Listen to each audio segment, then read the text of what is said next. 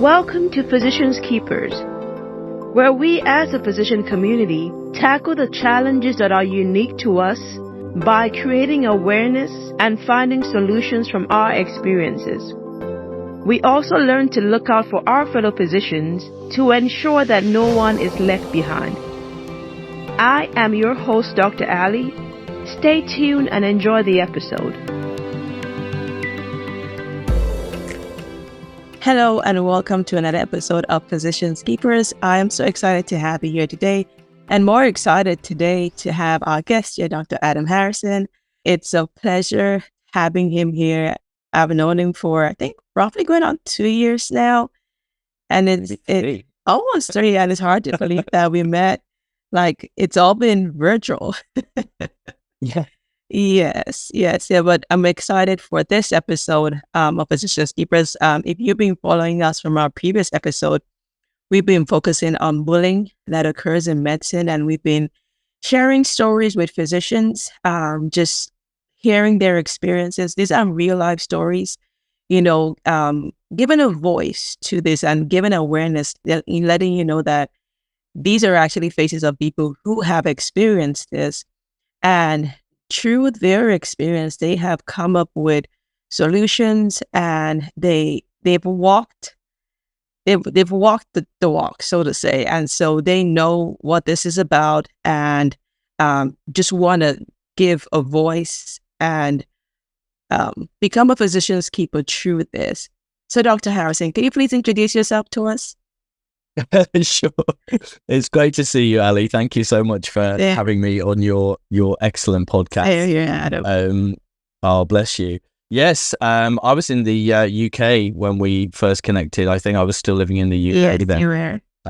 So we were just across the pond. Now I'm a little further away. We moved to New Zealand in January of this year. So, but still, easy to connect over the internet. It is, absolutely. So I am a husband. My wife is an attending maxillofacial surgeon, and we have 2 daughters. The eldest is imminently turning 11, and the youngest recently turned 8. So 11 going on, 13 kind of thing. Oh, the level of preteen sass in the house is just. We are. You're surrounded by women, so. Yeah, they're tough. They're tough though, resilient like their mum. So that's good. I am a former physician. I haven't practiced clinically for about 5 years because I've gone off and done other things. But a family physician, medical director, non-executive director, vice chair of local committees. So I did quite a lot of medico-political and medico leadership stuff. Also medical legal work. I ended up training as an attorney at law as well, and passed the bar. Got a law degree. Passed the bar in 2014. And that actually led on to my medical leadership journey. And then 5 years ago, July 2019, we moved to Australia for my wife's fellowship. And I wasn't eligible to work clinically there because I hadn't been doing enough clinical work in the UK at the time. So I had some leadership coaching when I worked as a medical director in the National Health Service, and just fell in love with the process and decided I was going to use my time in Australia, apart from, washing my daughter's clothes and doing the shopping and all of that.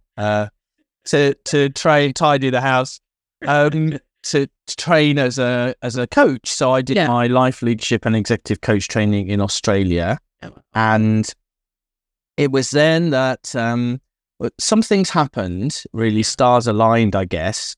I was tutoring female Indigenous mature medical students. I had about 5 or 6 med students. I had lots of hats for them, really. I was personal tutor, pastoral tutor, academic tutor. I was just like their go-to. And 2 of them, so 2 out of 6, 2 out of 5 or 6 is a big proportion of students to experience bullying on their clinical attachments as medical students. I think that is a really shocking, statistic. Yes, I mean, it was an anecdotal, obviously, because they just happened. But I could easily see that, if I'd had another 5 or 6 students, there would easily have been another 2 of them that would have experienced it. Yeah. And, the students, they're doing their best. A lot of the time they had children, they were mature students. They had really busy, pressured lives. And if nothing else, you would expect the medical school and the clinical supervisors on the wards to have a real duty of care for them. Yeah. And, so to hear about some of the challenges that they were facing was really upsetting, and it made me really quite angry. Yeah. And then I went on a podcast as a guest in October 2020. And it was the first time where I exclusively talked about workplace bullying. Yeah. And I brought up the experiences of my tutees. Yeah. And I had finished my coach training about a month before. And it was then that I decided that, part of what I would do as a coach was, I had these new powers, these new superpowers, and I was going to use them for good. With great power comes great responsibility. Yeah. And part of what I was going to do was to help people who'd experienced workplace bullying, learn how to deal with stress, rebuild their confidence, and just teach them techniques, how to be more assertive in the workplace and how to resolve conflict successfully and that kind of thing, which kind of came out of my legal background, I suppose, as well. But the reason I suppose it hurt me so much to hear about their experiences was because I had experienced quite a lot, really, of workplace bullying in my career. And really, it starts, and I know your story, and we've collaborated on some things together before. Yeah, it started for me as well, like you, when I was a medical student, and then as a junior doctor, an intern, and then a junior resident, and a more senior resident, and then as a fully qualified family physician. The situations just kept cropping up. Yeah, and it's like, this is not, this can't be by chance. It just must be that whatever stage you're at, and whatever part of the health service you're in, whether it's in a medical school, a hospital, a family medicine clinic, there is toxicity. Yeah, it is. Yeah. And I always reflect on, my middle-aged, I wasn't middle-aged then, but my white maleness, and you just see, white male privilege, and it just struck me when I was preparing for that first podcast interview in October 2020 about workplace bullying, that if it can happen to me, how much more is it happening to my female colleagues? How much more is it happening to my people of color colleagues, my disabled colleagues? In fact, LGBTQIA plus colleagues, and all of that. And there's there was a study done in the National Health Service in the UK that actually showed the biggest proportion of all the sort of discriminated against groups were the disabled colleagues. Really? And that particular study, and there are many around, showed that 32% of the respondents to that survey who were disabled had experienced workplace bullying. Oh, wow. So, so then it's like, wow, if it's happening to me so frequently, then there are a whole lot more other people. I feel so upset and angry on behalf of other people that don't even. I mean, my white male privilege did nothing to help me, but at least I had that, right? Yeah. So it's much more, I think, much more challenging and upsetting for people of those sort of, more discriminated against demographics. So since then I've been wanting to do my bit to help. Thank you so much. Thank you so much. Really appreciate it. I mean, I know I've followed, your journey since we've met, and I see pretty much everything that you do to help and lending your voice to this. So, like I said, it's an absolute privilege, having you here today. Now, during your time when you were being bullied, can you kind of go through the emotions that you had to deal with then? Like, what was going through your head at that time? Like, the questions that were running through your mind as to why me? Like, why is this happening to me? Yeah. I think to answer that, you have to think about what the different scenarios were and what different types of bullying you're on the receiving end of.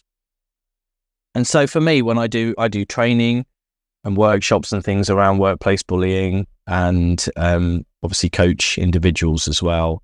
And I always talk about, breaking it down into what I call the overt types of bullying.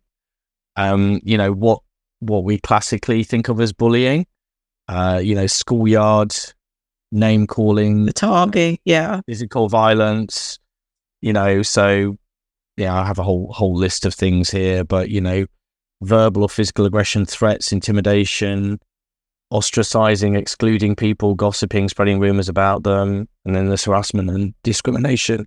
On the basis of someone's gender, color, sexuality, physical abilities, so all of that, and something that I experience as sort of public criticism, like really harsh criticism, shaming, berating, belittling, which is pretty common in medicine, right? Really, it really is, yeah. And I've got an example of that from my own experience. So that's the stuff that I think people would immediately think of when the word bullying comes up. And then there's what I call the covert, the more subtle forms of bullying, like passive aggression, gaslighting, casual racism, although I don't think there's anything casual about it. I'm not a huge fan of the term, but that there is.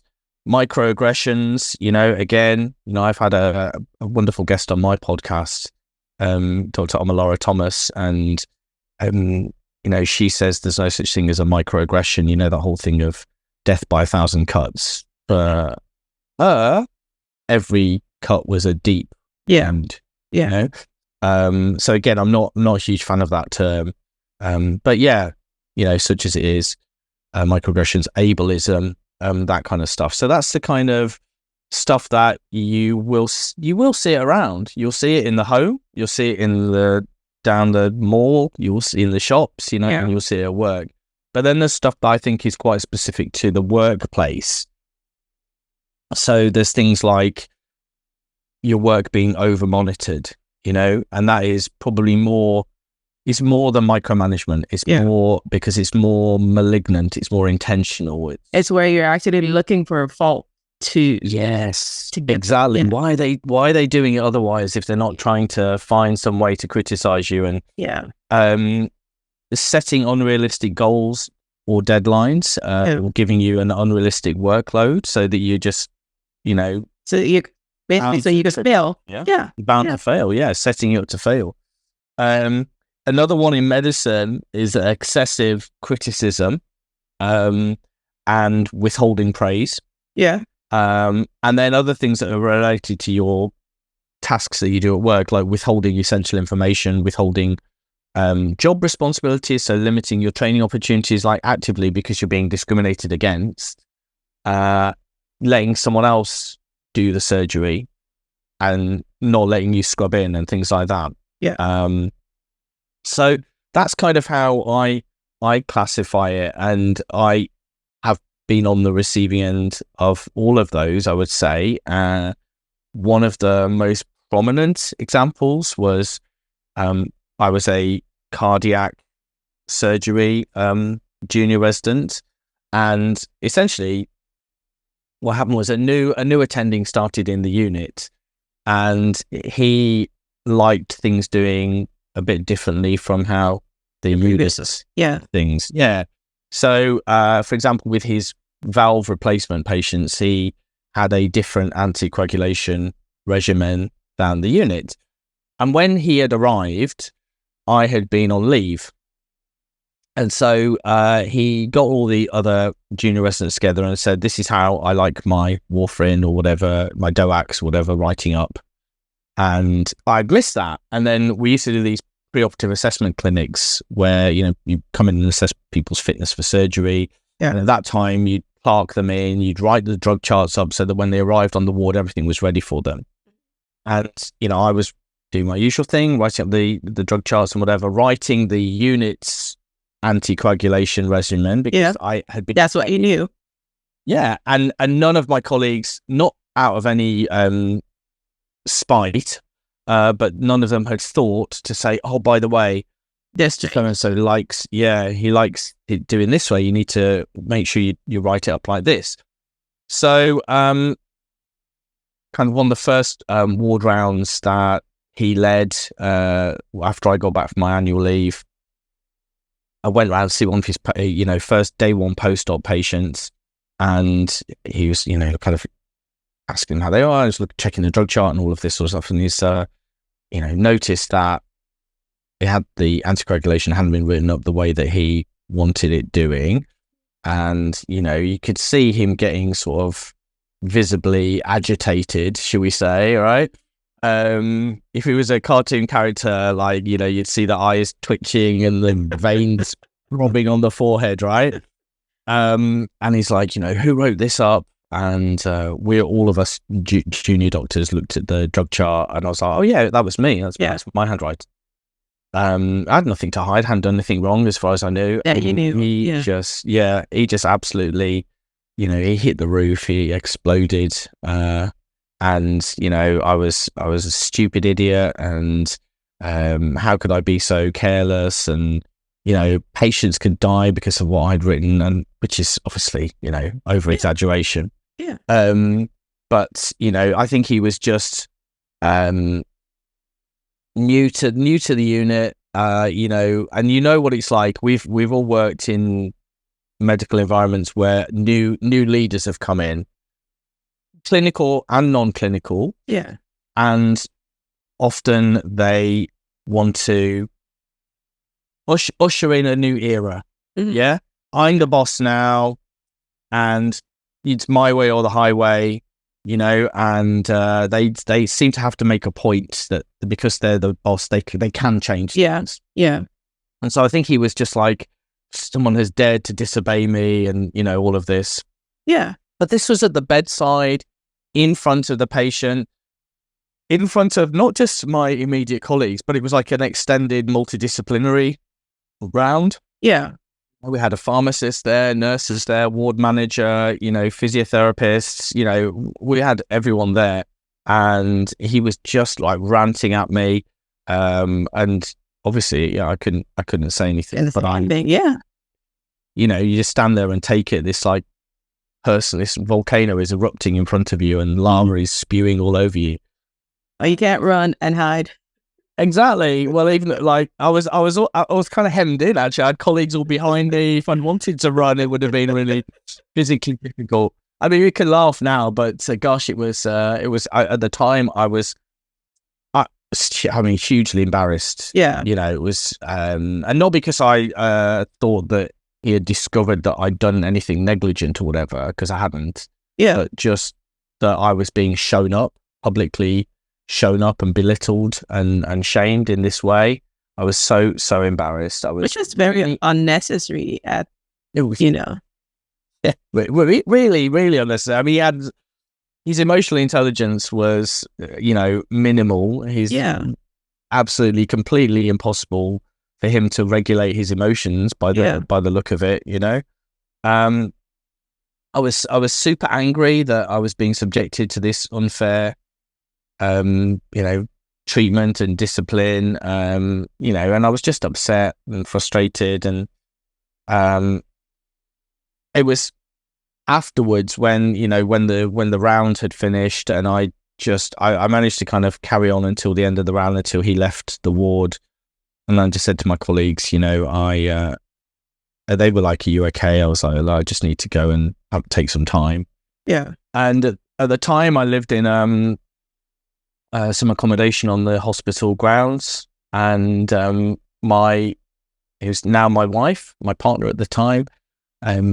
She happened to be at home that day, and I went and spoke to her and told her what happened. And I was really upset. I was crying.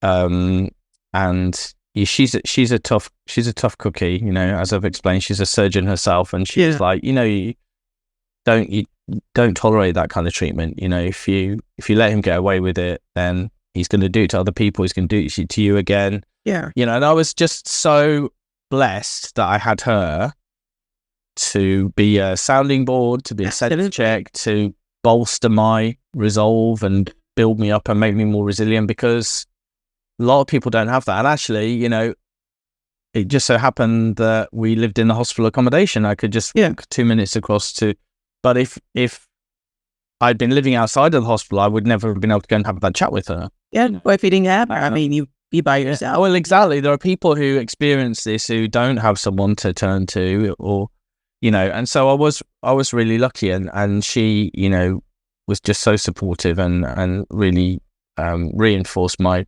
confidence. But and that, I suppose, you know, I will come back to this later on, but just as a quick aside, as one of my take homes really is that it's so important to have a network of trusted people that you can, you know, get that you feel comfortable enough to get upset in front of, and to talk things through, and to hear their advice. You know, can talk you off a ledge, pretty much. Yeah, exactly. Yeah, it's a good way of putting it. So that you know, it's that isolation and that kind of dealing with that kind of awful experience on your own. That is the kind of thing that leads people to taking their lives and so on. You know, so I can't overemphasize the importance of having a good network and not being embarrassed to share stuff with them. So you need to have that kind of trust. So and when we talk about how we can handle these things, I'll go into this a bit more. But I did go back and I did speak to him, and I'll talk through that a bit later. In terms of other the other types of bullying that I've experienced, I've definitely had I'm pretty sure that I've been gaslit by bosses. It's always been by medical bosses. But from a work perspective, I've absolutely experienced, like every doctor, I would say, excessively frequent and harsh criticism. I feel that feedback in the medical world has a long way to go to improve. I feel that, you know, this is obviously a completely made up statistic, but it feels to me like 95% of the time or more, it's just negative feedback that we get. And, you know, and it's really critical. It's not critical and constructive. It's just critical. You know, there's no positive reinforcement. No, not at all. And there's very little, you know, oh, well done, you did a great job there, you saved that patient's life, or gosh, you know, if you hadn't picked up that kidney dysfunction, you know, then, you know, they'd have been in hospital for another 2 weeks, or, you know, like there's never any positive stuff, or very, very rarely. So definitely had a lot of that, but it's kind of a couple of situations that I've been in. I've definitely had that over monitoring of work and restriction of training opportunities, you know, withholding job responsibilities, setting unrealistic goals. I mean, another job I did as a junior surgical resident was a general breast and pediatric surgery job. It was in we'll call them district general hospital. So like, not a university hospital. University teaching, yeah, just a smaller district place, where often they would, you'd have surgeons who would do all sorts of different surgery, and it was the first time that I'd ever had interns of my own. It was it was the first time as a resident that I'd had anyone that I was sort of responsible for, and kind of, I suppose, a leader to them in some way. But of course, as you know, we don't get any leadership training at we don't. school, and you don't get any formal training on the job. The way that we learn as junior doctors how to lead is by looking at our attending. Yeah, like whoever led you. Senior residents. Yeah. That we think, that must be the way to do it. That must be normal. Unfortunately, a lot of those leaders are very bad leaders because they didn't get any leadership training, and they learned from a generation older than them who had probably even worse leadership skills. Yeah. So they picked toxic traits. Yeah, exactly. Those kind of Victorian style leadership styles.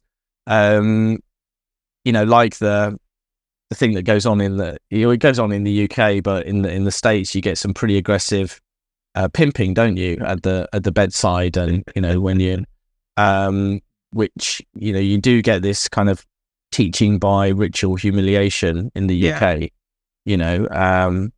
They literally expect the whole, see one, do one, teach one thing, and if you don't get it, and how can you possibly do one after you've seen one, and how can you, so you're bound to make a mistake, right? And then it's just like, you are the worst doctor that ever walked the earth.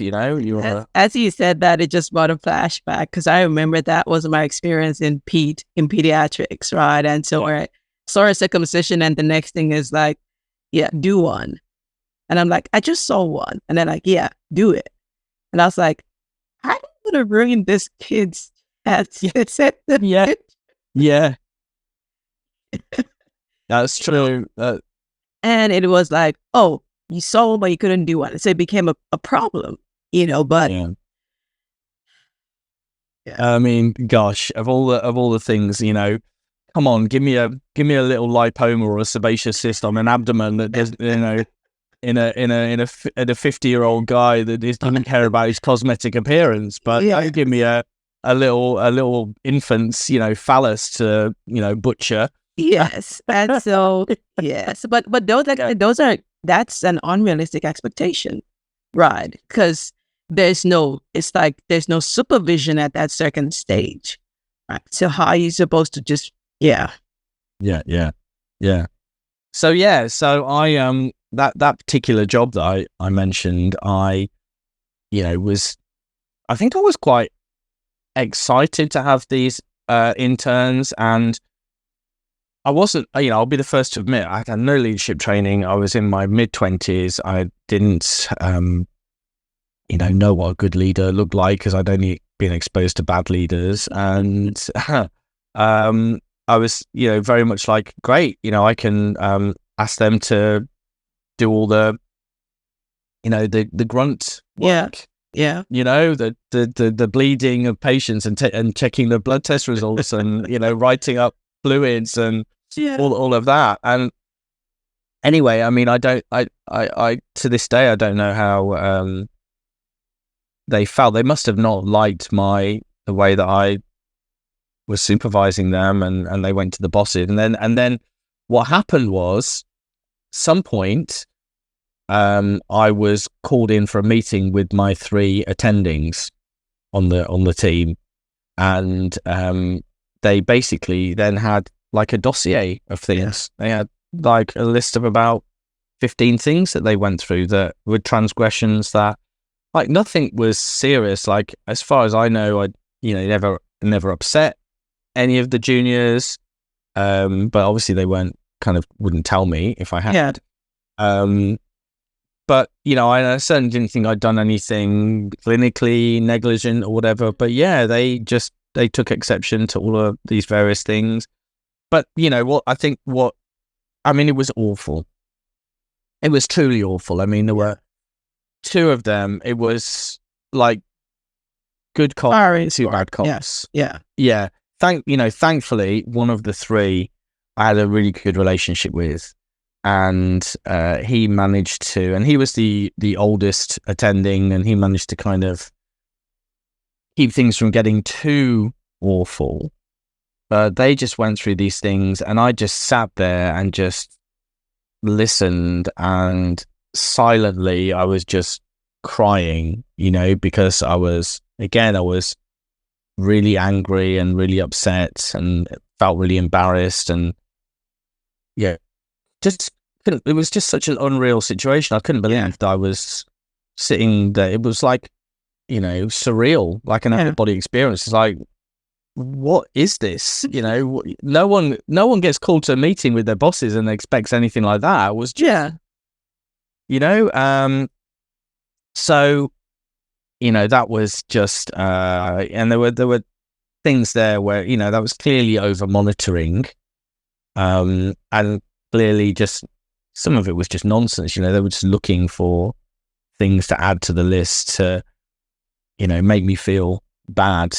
But, and again, we can come back to this, but the thing that I now know, as someone who's been in lots of leadership roles myself since then, and helps train leaders, is that if you've got an issue with someone, you just air it as soon as it comes up at the next available opportunity. You just take someone aside and say, "Oh, you know what? This happened.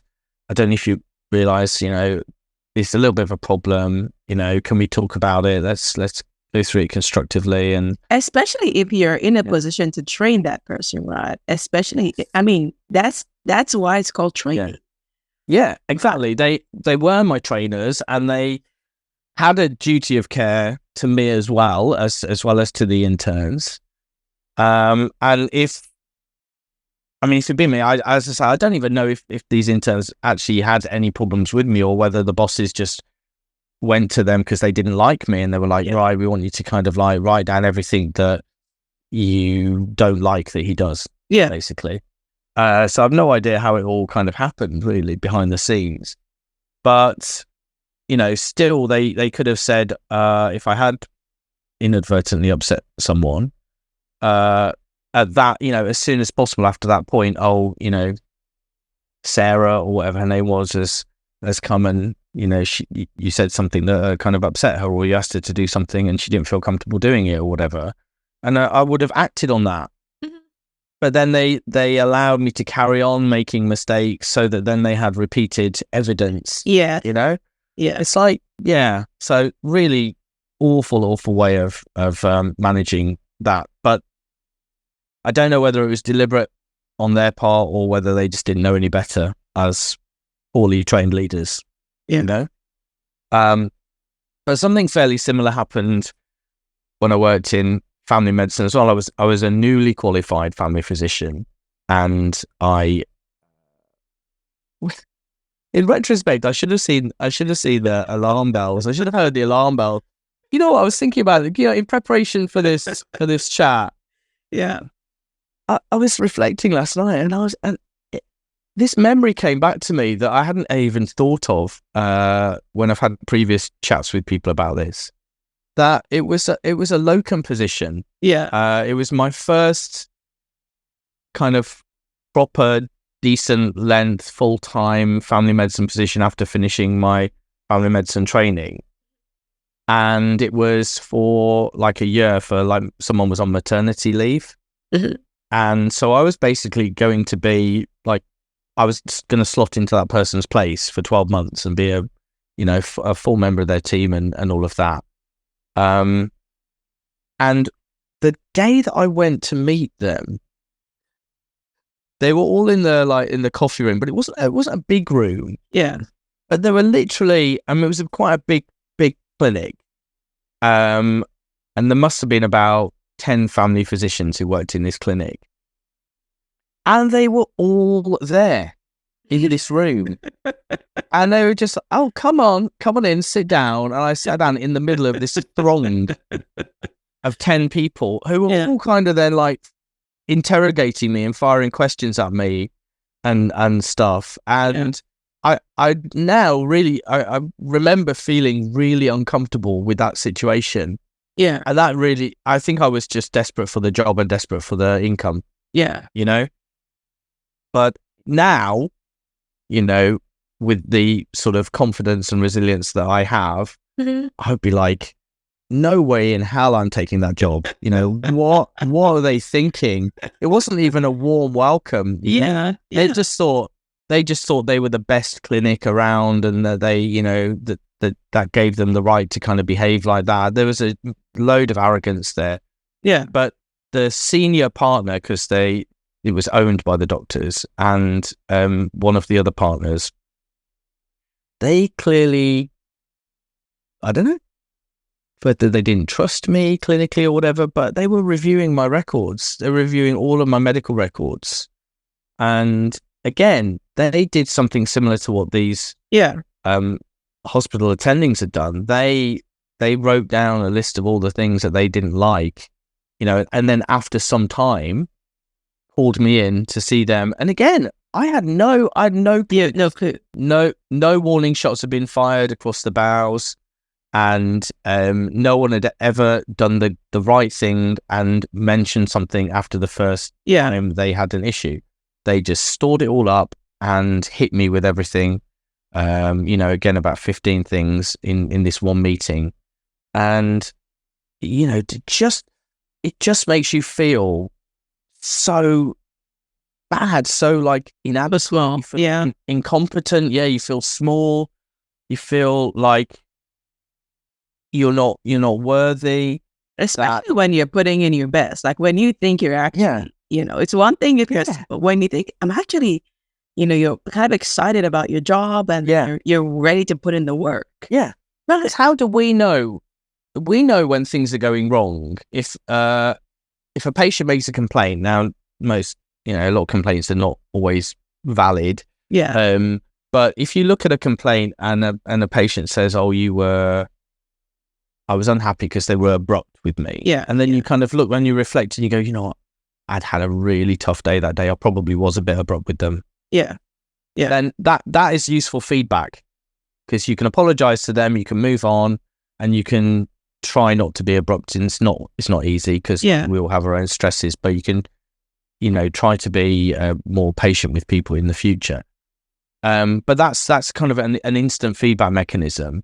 Or if you make a clinical error and something goes wrong, you hear about it. Yeah. Right? If the patient ends up in hospital, you'll get feedback from the hospital, maybe even the next day. Oh, this patient that you saw in your clinic, this happened. They were admitted with such and such. Yeah. Maybe you should have sent them in yesterday or whatever. And again, that's fairly instant feedback. So, but none of that had happened to me, right? I'd had no patient complaints. I'd had no clinical issues. So I was just... In your mind, you were doing great. I was. And so for them then to just criticize you in the cruelest and most embarrassing of ways like that, it really starts giving you imposter syndrome. Yeah. Yeah. You know, your confidence goes, and then you are second guessing and doubting your competence. And, you know, and you just think, well, is that what they wanted? Yeah. You know, do they want me to quit? Are they trying to get rid of me? Yeah. Or what? Or are they in their heads? Are they trying to do a good thing and help me, but they're just approaching it really badly? Yeah. So yeah. So, you know, I think I've had a lot of experiences from pendings, from family physicians, from non-medical clinical colleagues, even patients. Patients will, you'll know this, patients will bully you. Yeah. Yeah. So it sort of comes from everywhere. Yes, I mean, you're in a really good position to, I mean, like I said, because of your experience, to kind of shed light on, at the different levels, what can be done about this. Like, it's a problem. It's happened to me. It's happened to you. It's happened to so many of the folks that we know.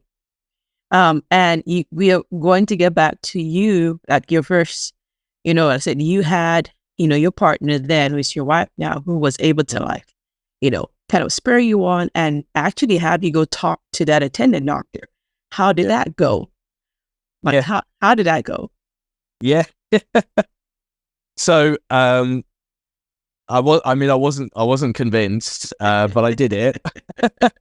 I was really nervous. And I did go to his office. I knocked on the door, and to my utter horror, he was actually in the office. I was hoping that he wasn't going to be in there. And I could run home and say I tried, but he wasn't there. But yeah, and looking back, I inadvertently used this framework that I talk to other people about, which is something to, after the initial situation has died down, after it's diffused, and I think there were probably a couple of hours between the lambasting that he gave me, public shaming that he gave me, and me going to see him. But I would probably recommend that people wait a bit longer than that, in all honesty, and reflect a bit more, maybe a day or so. Yeah. Think about it overnight. It's a bit like that thing, don't fire off an angry email, let it sit overnight in your outbox, not in your in your draft box. Your drafts, yeah. Yeah. And and take the email address off from the to bar as well. I think that's, if you accidentally send it, and but yeah, let things sit, let things percolate. And I went in and I just explained that I hadn't been there for his teaching, and none of my colleagues had remembered to inform me about the way he liked things done. And that, as a result, I felt that the way he'd spoken to me was extremely unfair, and it had, really upset me. And such that I was thinking, can I carry on in this job? Do I want to work in this unit? Yeah. And am I going to have to leave or whatever? And that, I would have liked it if he hadn't done that, and if he'd kind of asked more about, like, oh, why, instead of just being reactive. Yeah. That thing about responding versus reacting. So don't react, but respond. If he had said to me, oh, so you admit that it was you that wrote this up. Why did you write this? Yeah. Very calmly. And then I would have explained, and none of that would have happened. And actually, to give him credit, he agreed that he had been out of order. He apologized, and he said, it won't happen again. And, I hope we can work together. Moving forward, we can work well together. And, I really appreciated that. But, the thing I'll say about these sorts of scenarios is you need ridiculous amounts of courage to be able to do that, because it could easily backfire. Oh, absolutely right. And it's easy for us to sit here and say, from our experience through the retrospectoscope, oh, I wish I'd done it differently, or I wish I'd spoken up and called it out, or whatever, and advising the listeners to do that. But I appreciate hugely that the only reason that I could have done that is because my partner gave me the courage to do it.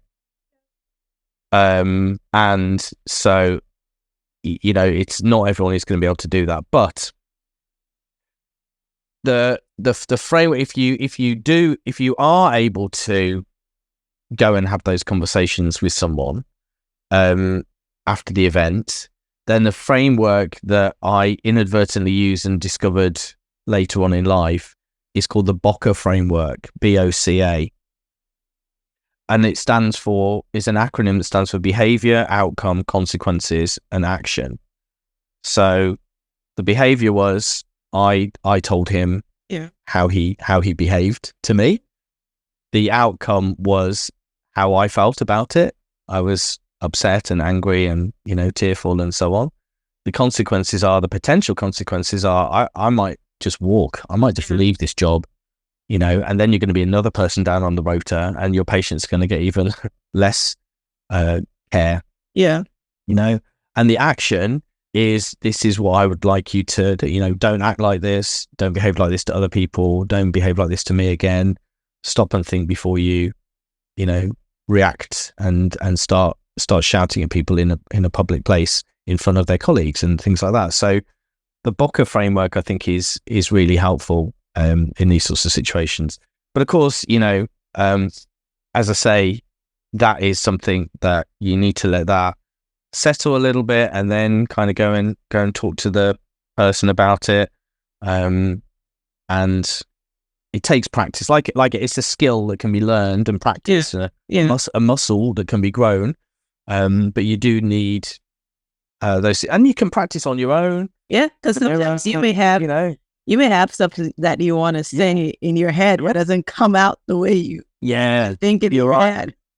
Absolutely. How many times we have that situation where we kind of like go, why didn't I say that in that conversation? But yeah, so practice with a friend or your partner or whatever, but get some practice. And then I think the first time is the hardest. If something like that happens to you again, hopefully not from the same person, because they've taken on board your feedback. Yeah. But someone else, then you will be much more confident having done it once to do it the next time. But I think one of the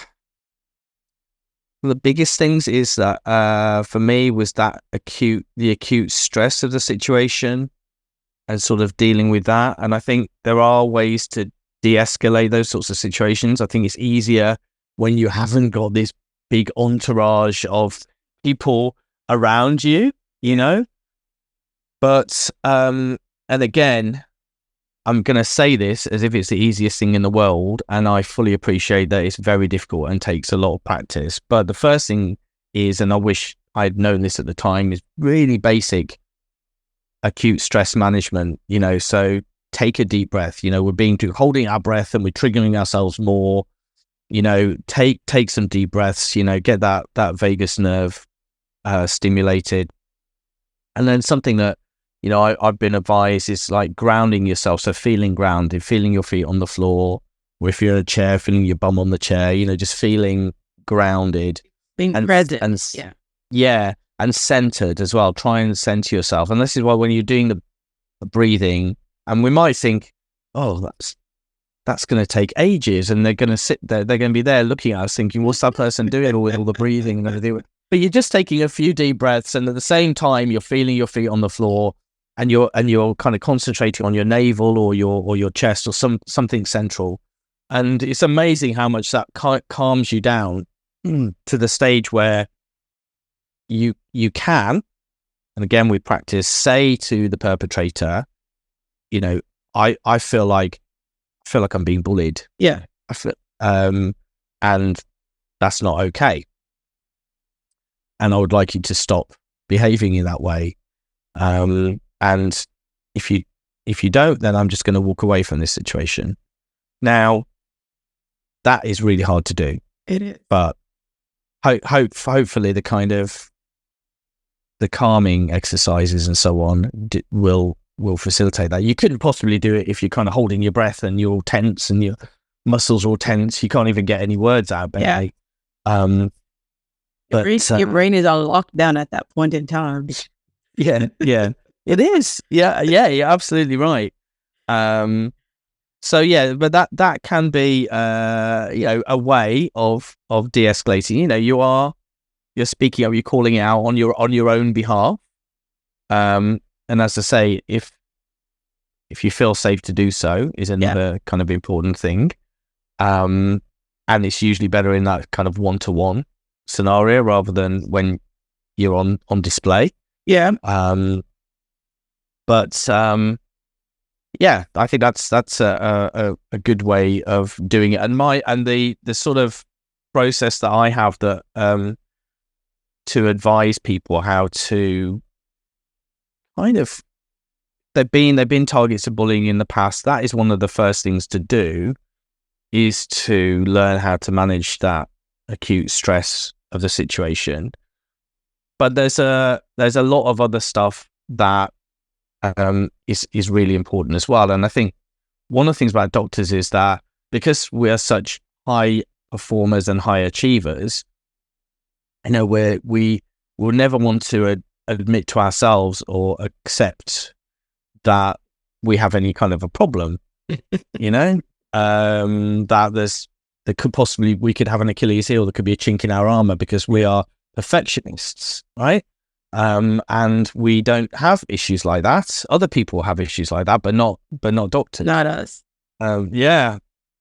And that's why you get a lot of people who, in medicine, who are very anxious or very depressed, but you wouldn't know it because they're highly functioning depressed people. They're highly functioning anxious people. We know the symptoms. We know how to hide it. We don't want to let the world know. Yeah. She's just yeah. And that's why it takes a lot of people by shock, right? Yeah. It's like, really?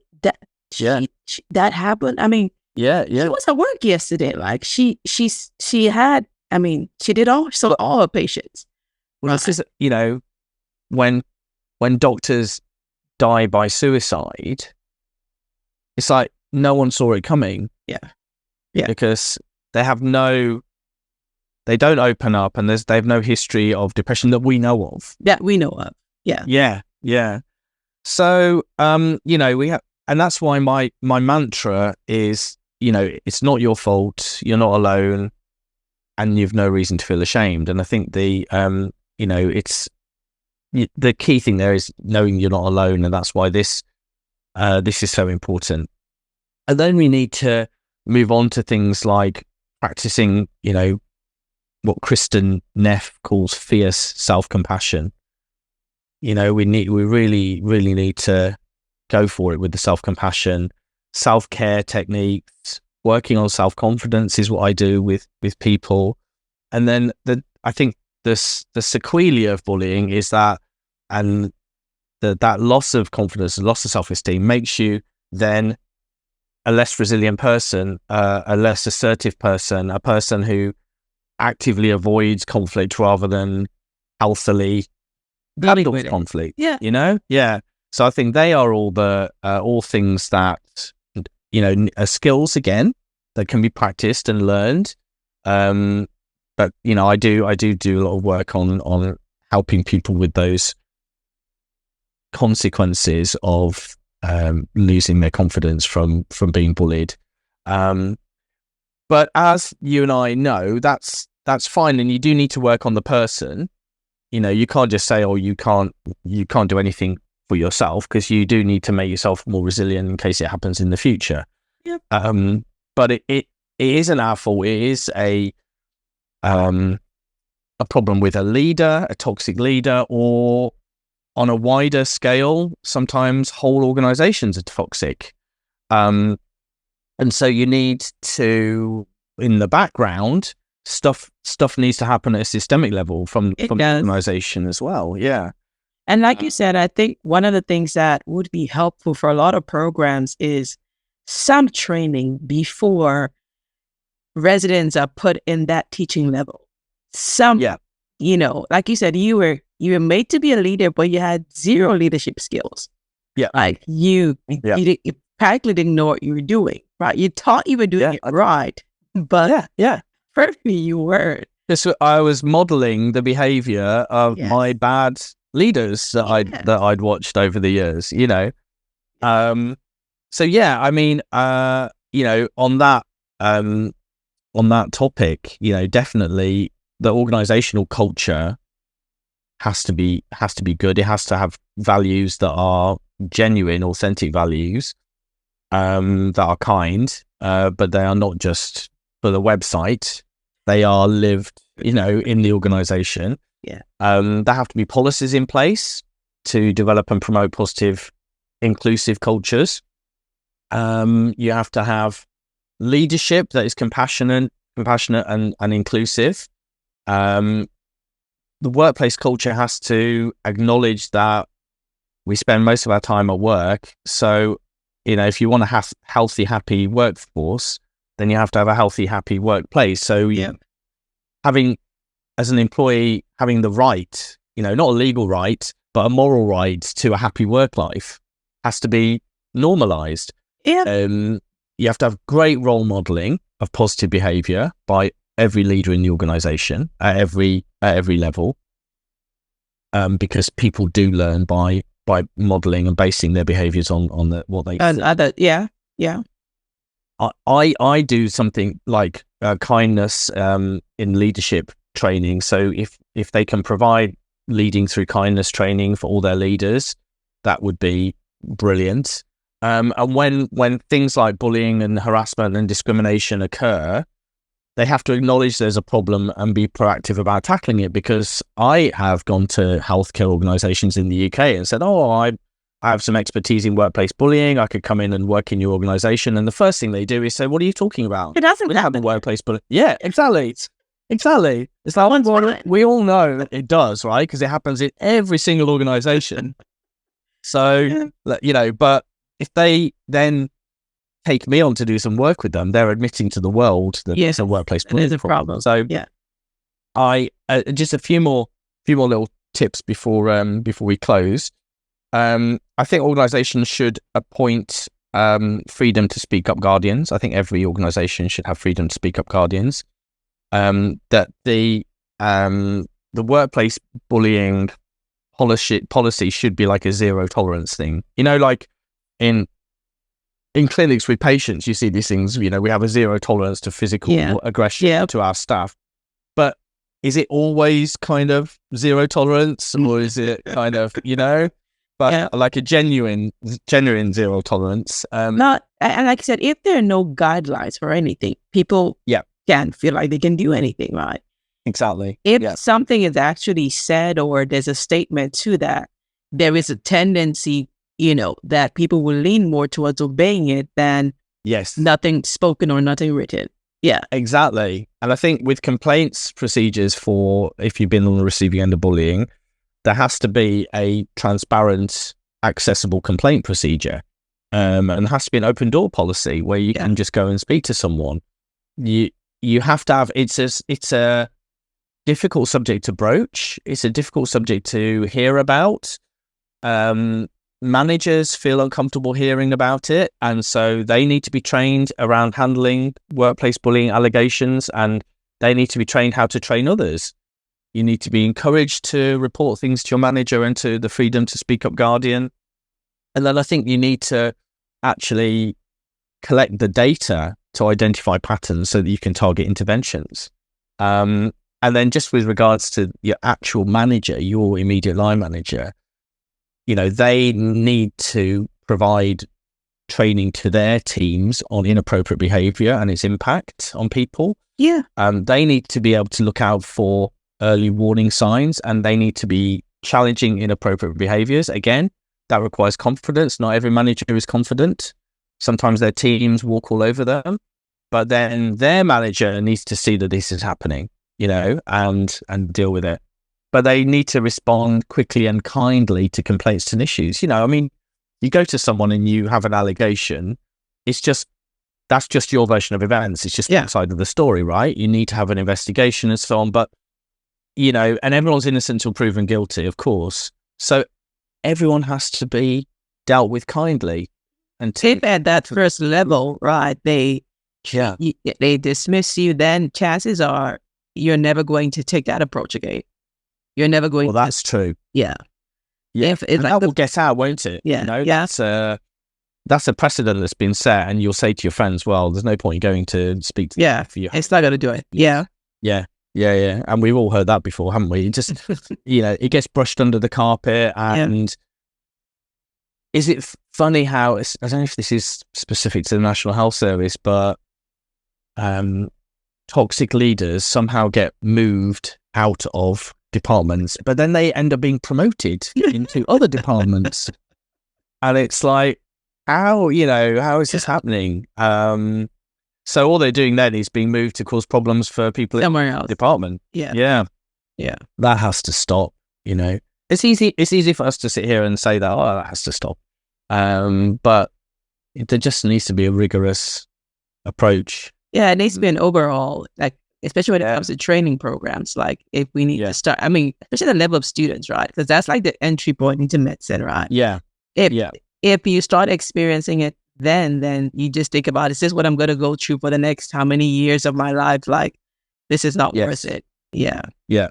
But the impacts that you and I can have and that other people can have is if we are coaching people and putting on training for people at this time who are in a lower levels, that they are the leaders of the future, and Absolutely. they become or they're they become kinder, they become more compassionate, more inclusive, or those traits that they have are bolstered, then the future is definitely brighter, isn't it? That I think it's hard to do something about the problem now until that generation of people have moved on. True. So help the targets, or help, and then teach the leaders of the future the good ways to lead. Well, that's why we're so thankful we have leaders like you, Adam, so that are taking this on and have put yourself as a coach and as a well-deserved authority in this area. And thank you so much for all the work that you're doing. And I know that anyone that's hearing this, like, this was stuff I wish I had known, but I didn't. But I wish I'd known it as well. Yes, but all this was so very helpful. And if someone wants to reach out to you to connect with you for some coaching, like, how do they do that? Yeah. So if they're on LinkedIn, they can DM me. I'm just Dr. Adam Harrison on LinkedIn. My email address is all lowercase, all one word, dr.adam.harrison, 2 R's, 1 S, @gmail.com. So dr.adamharrison@gmail.com. And I have a website, www.dradamharrison. It's like dradamharrison.com. They're the main ways. And if they want to just see any of my stuff, I have a YouTube channel, Physician Coach. Well, you are an inspiration. Now, you are, when it comes to kind leadership, you embody it. And we always ask ourselves, one of those things I always asked myself back then was, why did it happen to me? Why? But then when you see kind of what you're doing, right, for those who are in that space now, that kind of gives you, okay, this is why it had to happen, because otherwise I would not be where I am right now, and I would not have the knowledge and compassion that I have to do what I do. Yeah. Well, thank you so much. Well, thank you for listening. Thank you so much for having me. Thank you, Adam. So join us at our next episode. But if you're listening to this was pretty much insightful. And I really do hope that if you're struggling out there, you can reach out to someone, because you are not alone in your journey. We are here, and we are your positions keepers. Thank you. I hope you enjoyed today's episode. Please like, share, and subscribe, and invite your fellow physician to come join this amazing physician community. See you next episode. Thank you.